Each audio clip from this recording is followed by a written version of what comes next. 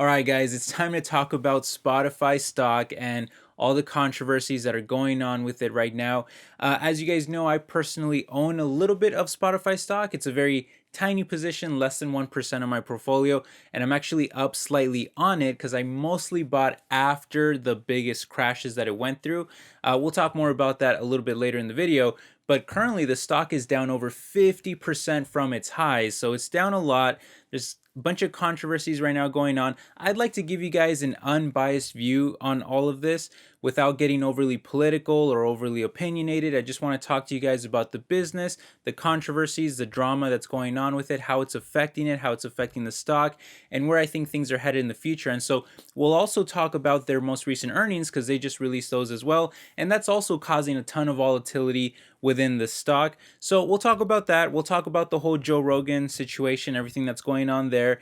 And I'll let you know what I plan to do with this stock myself. If I plan to buy any more, just kind of hold it, or even sell out of it, considering everything that's going on. So it's going to be hopefully a fun video. Hopefully it doesn't offend anyone, but we got a few things to talk about, so let's get into it.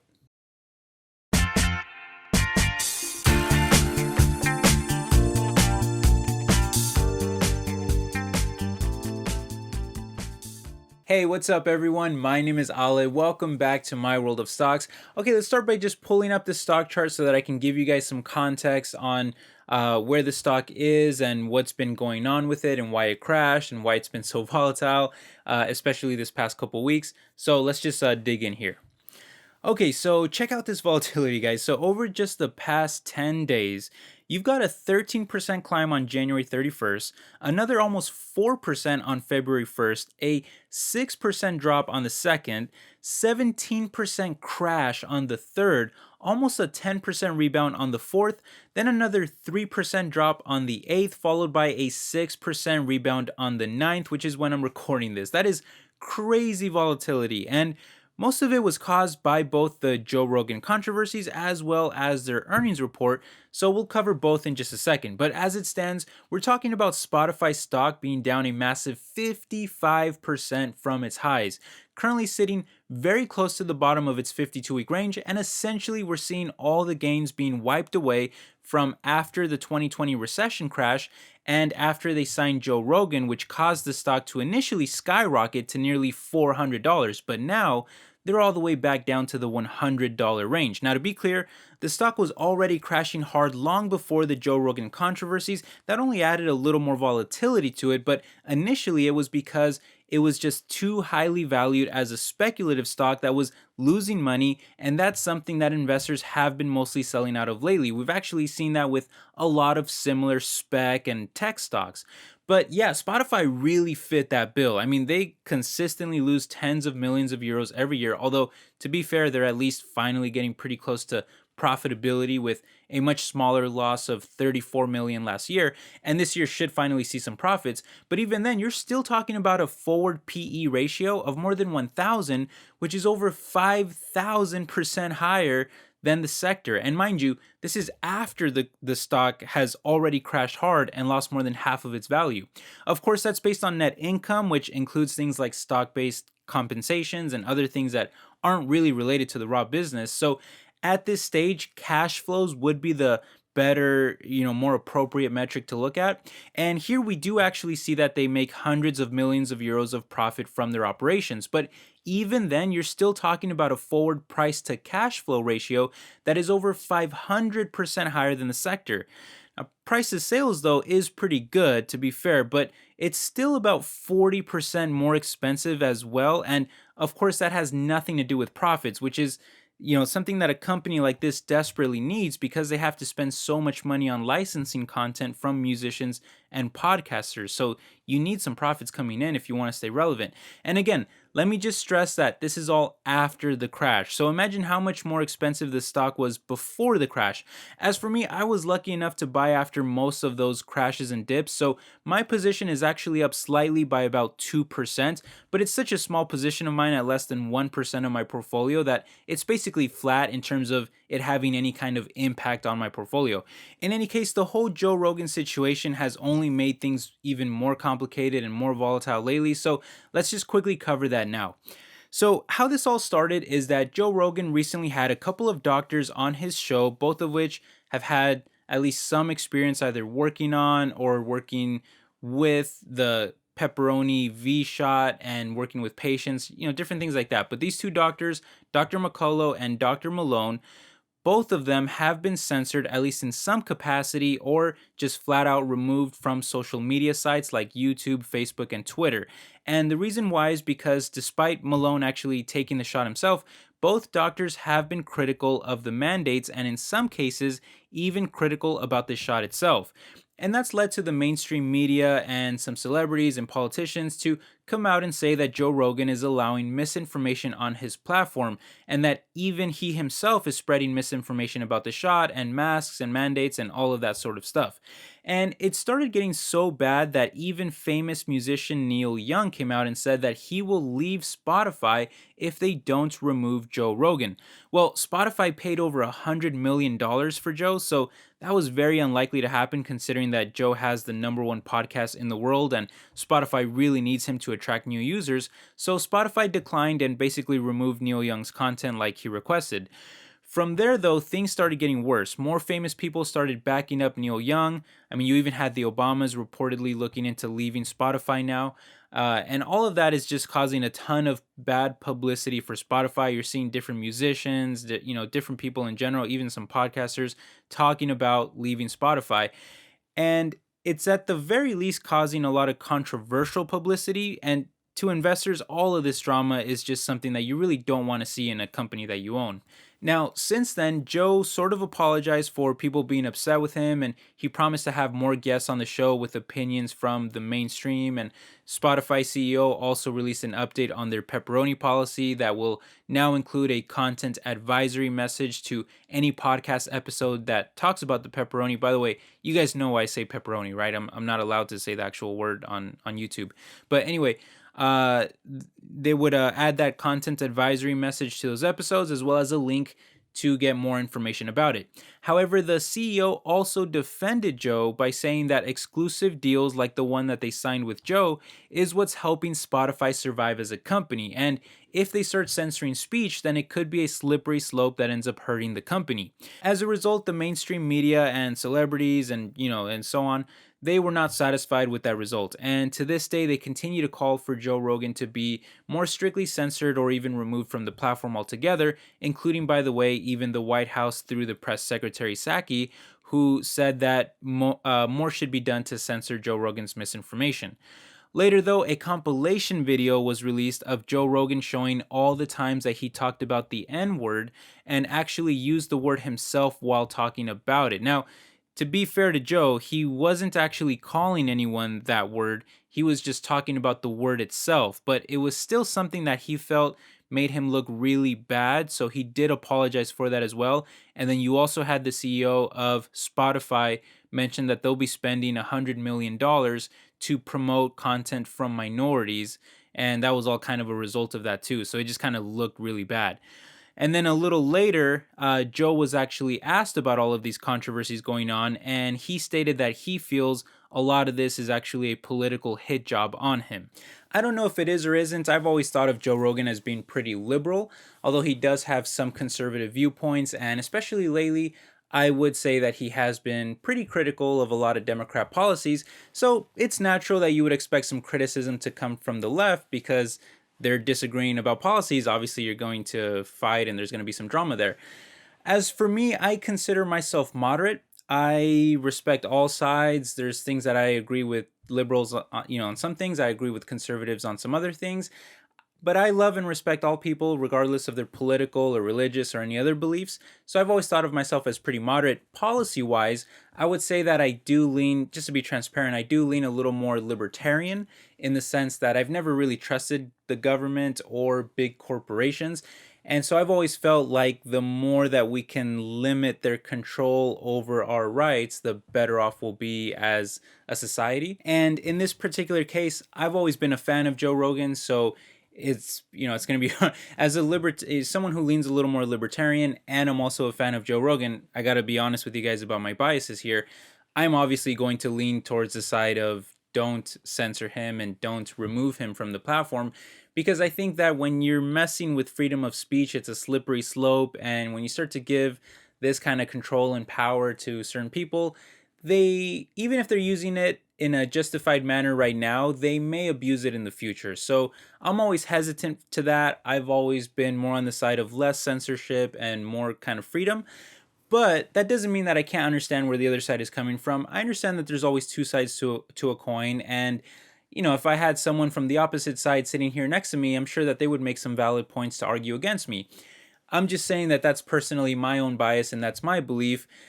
I think that Joe Rogan is, in my opinion, a good person. I think that the media portrays him to be someone that he's not. I think they try to make him look worse than he is.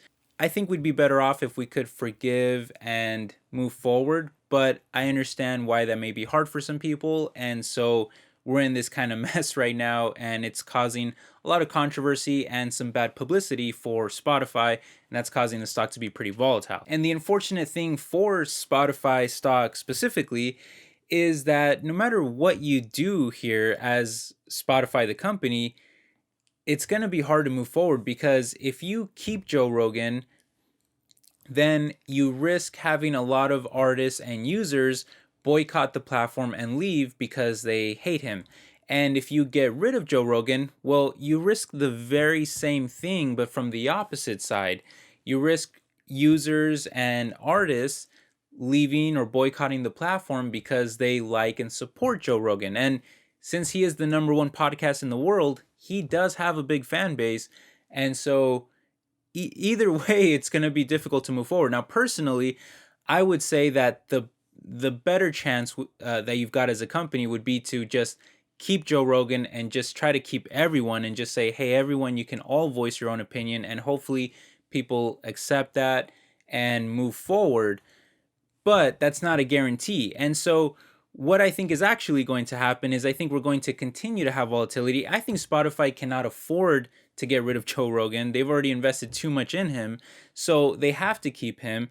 And because of that, I think that we will continue to see some artists that don't like him, and some users that don't like him, boycott or threaten to boycott, and it's just going to cause controversy and bad publicity and stuff like that. And I think that's going to result in a stock that continues to be pretty volatile. It may jump up at points by a lot, it may crash down by a lot at certain points, but I just think overall it's going to be a very volatile. And the question is the headache, is the stress of having to maintain that stock and keep track of it and own it and pay attention to all of this drama and everything that's going on, is all of that worth it for what you get in return?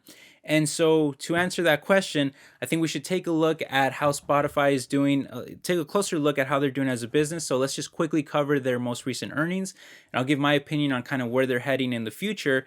And I'll let you know, I'll kind of wrap everything up in a nice little package and give you my overall conclusion and tell you what I'm doing myself. Okay, so looking at the earnings, I would say that overall these were pretty bland earnings. I mean, nothing really crazy stood out about them, but it's the guidance that really seemed to scare investors and analysts. See, they beat on both the top and bottom line for the quarter, with sales growth of 24%, while total monthly active users also climbed by another 18% year over year, reaching a massive 406 million. It's also up around 6% from the prior quarter, where they had 381 million. And while they did report a loss of 24 cents per share, it was still enough to easily beat estimates of negative 48 cents per share. So basically half of the loss that analysts were expecting per share. However, the biggest issues came with future user growth, especially on the premium side, where they expect 183 million next quarter, which is only up from 180 million. So that's only an increase of around like 1.6% quarter over quarter. It's a very small increase. And to make it worse, their gross margin is shrinking from 26.5% down to 25% because of growing costs around their podcast business. But that's not really something to be angry about. I mean, their dedication to podcasts is one of their biggest growth drivers, and it's helped them dethrone Apple as the market share leader.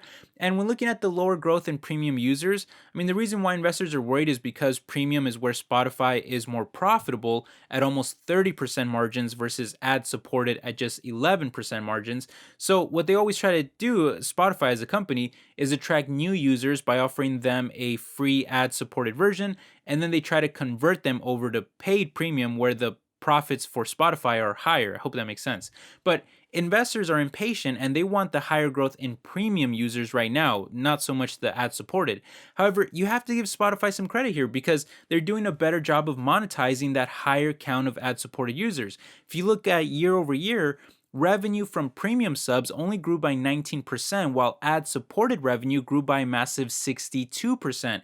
So it's really not that bad at all. You're getting high growth on ad supported users and their revenue. And then later on, you just have to find a way to convert those users into paid ones by offering them special deals or promotions, and then you can rake in the profits later on. That's kind of the long-term vision or plan for Spotify. And so far, the formula has actually been working fairly well. I mean, Spotify controls both the podcast and music streaming markets with over 30% market share in music streaming. The next closest is Apple at 15% and Amazon at 13%, and they're practically within arm's reach of official profitability too. So, they're not doing so bad. The issues I have though is that as Spotify gets larger, their growth may slow down, and we can already see a sign of that in 2022 and 2023 revenue estimates. Now, granted, 2021 was the year that they signed Joe Rogan, and they made a number of other exclusive deals. So it's a hard year to compare to coming off of that. But it's still not a great sign to see a company that is not profitable have their growth rates decline in 2 consecutive years. You never really want to see that. And perhaps my biggest concern is that the massive competition that they're going to have in these markets is only going to intensify. I mean, if you think of the other massively larger companies like Apple, Amazon, Google, or even Tencent, if you think those giant, massive companies are just going to step aside and let Spotify control and dominate the market forever, you're probably mistaken. I mean, not only do those companies not struggle with profitability like Spotify does, but they have more money than they even know what to do with. So if they just start throwing money at the problem and start offering larger exclusive contracts to various artists and podcasters, then you could start to see Spotify really struggle over time. Hence the reason why they simply can't afford to silence Joe Rogan even if they wanted to. I mean, imagine they get rid of Joe and one of these other companies signs him. That would be a devastating blow to Spotify. But that's also a double-edged sword because imagine now they keep him, but more artists leave Spotify in protest, and then those other platforms start to sign those people. Do you see where this can get like really shaky and volatile like really quickly? I mean, don't get me wrong, the valuation is dirt cheap right now. You're talking about a PS ratio that is near the lowest levels we've ever seen for a market leader that still has very nice growth. But is it worth the headache? Is it worth the stress? Is it worth the volatility? For some of you, it might be. In fact, for some of you, it might be what actually attracts you to Spotify stock. You might really believe in them long term, and so you might see all of this volatility, all of this drama as being perfect opportunities to pick up more of the stock on these dips. And this might be the best dip of all. This might be the best time to buy into the stock, and the stock might skyrocket from here. I know I've held on to the stock, and I think there were times that I was up like 30% like on the stock. So this stock can jump up and down by huge amounts, and especially from here. And am I tempted to try to give it a chance and hope that maybe it doubles from here because it's already lost more than half its value? Of course I'm tempted to. But for me personally, for the average person, it might be worth it. It might be worth the risk. But for me personally, there's a few things you have to consider. Number one, I'm someone who already owns way more unprofitable spec stocks than I want to. And if you guys have been watching my videos, you know this. For the past like year or 2 years, I've been buying too many spec stocks, too many unprofitable companies, and I'm kind of sick of owning those type of stocks that are super volatile that I have to constantly keep tracking. Which leads me to reason number two. I have a very busy schedule. I don't really have the time to keep up with all of this drama. It's a little bit too much for me to handle. Reason number three, I already own too many stocks in general. My portfolio is getting very large in terms of just the sheer quantity of stocks. And this relates to my last point, which is that I don't have the time to maintain so many different stocks and keep up with them. And then My last reason I would say is that I also have a YouTube channel, and I know this is kind of a dumb reason. I shouldn't make investment decisions based on the fact that I have a YouTube channel, but because I do have a YouTube channel, I would prefer to not own so many risky stocks, just because I'd like to lead a little bit by example and say that you should have a well balanced portfolio. And I do, even though my portfolio is actually very well balanced because the majority of my money is actually in very, very safe stocks, just because I do own a lot of speculative stocks, even though they're very small positions, just because I own a lot of them, it gives an impression that I invest a lot in spec stocks, which is actually not true. It's a very tiny amount. I only allow less than 10% of my portfolio to go to spec stocks. But a lot of people don't know that. A lot of people just watch a random video of mine and they see that I'm buying some speculative stock, and I make these videos quite often, and then they get this impression of me that is actually not accurate, when in reality the majority of my money is in, for example, Microsoft, which is a very safe, reliable stock. So I think Spotify has a lot of potential, but they have a ton of competition, and that really worries me. It's going to be a volatile one. I think the drama is not going to go away anytime soon. I think things are going to heat up politically, socially, all these different ways. So I'd just rather not own the stock anymore, to be honest. I'm not really that excited about Spotify. I'm not excited about their business. I'm not thinking like, oh man, this business is going to skyrocket. I'm just not feeling that same enthusiasm as I feel with other stocks out there. Like for example, Palantir is a spec stock I own, and I feel very excited about Palantir's future, and I love owning that stock. With Spotify, I'm not really that excited, to be honest. And all this drama, I don't really like talking about it. I don't really like being surrounded by it. So, I'd rather not own Spotify stock. I'll just be honest with you guys. So it might be a great option for you, but for me, I'm going to be selling out of my stock. So I just want to let you guys know that I'm going to be selling out of my Spotify stock.